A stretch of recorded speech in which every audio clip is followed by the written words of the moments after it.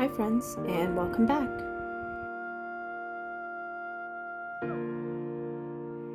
So on to book 2 of the Licanius trilogy by James Islington. It's called An Echo of Things to Come.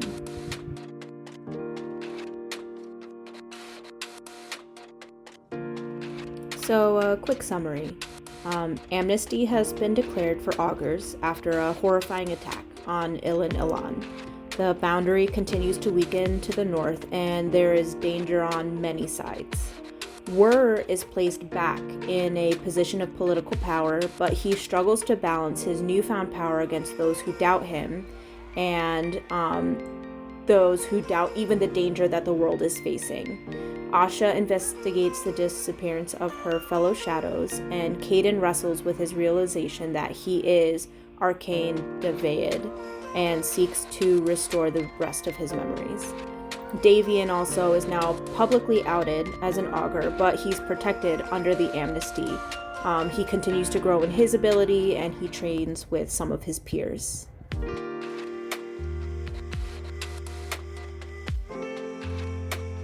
Overall, this book got a 3.1, which isn't much better than book 1, but it is still better. The dialogue and characters still did not grab me. I really only liked one character who was in the book for a very short period of time. And I should have known the one character wouldn't make it. And as a result, I wasn't emotionally involved at all. Dialogue got a 3.5, characters a 2, emotionality a 1.5.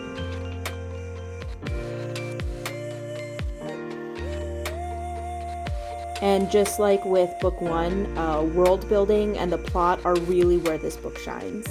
The plot is really well woven, we get little plot twists and turns, and things are both introduced and tied up very neatly.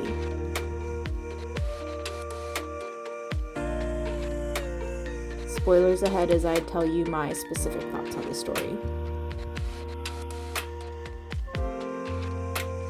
Just like in book 1, Caden, Asha, Wur, and Davian all feel like the same character to me.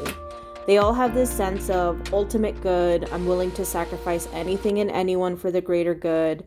And realistically, I just feel like any person would struggle with the personal sacrifice or hurting people that they are close with, even if they knew that it was for the good of the world.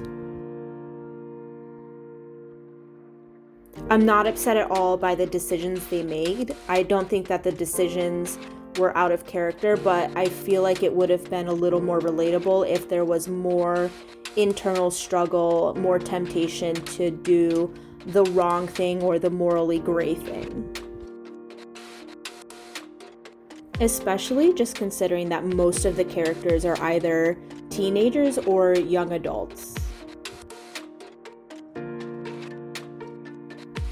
Another gripe that I have with this series, and again, this was an issue in book 1 as well, that for characters who are either young adults or literally thousands of years old, they read very, very similarly.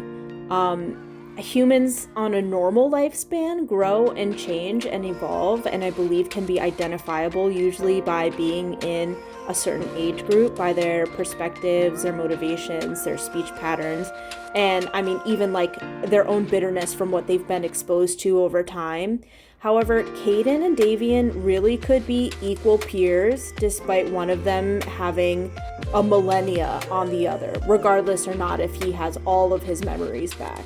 And I'm not saying that they wouldn't have a relationship based off of respect, but they should feel different.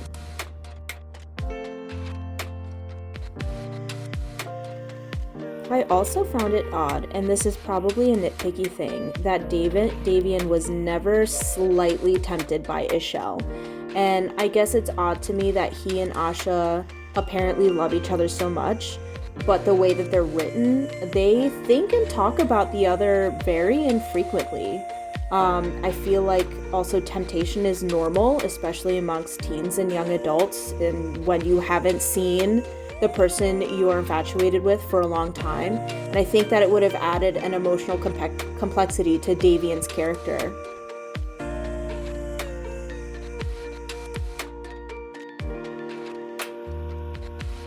It's points like that where I feel like the characters could have been written to be a little more complex and realistic and not so far on like the ultimate good side, and therefore relatable to more readers.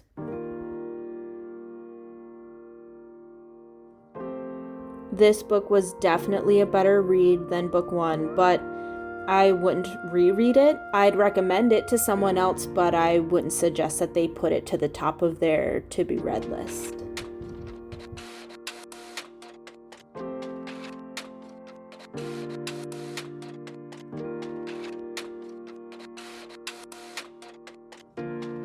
Next video will be the third and final book in the Licanius trilogy, and then after that I'll be reviewing Sarah J. Maas's A Court of series.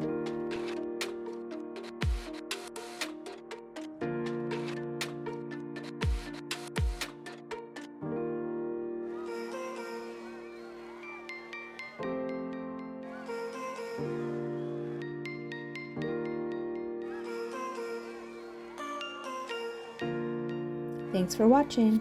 Bye, friends.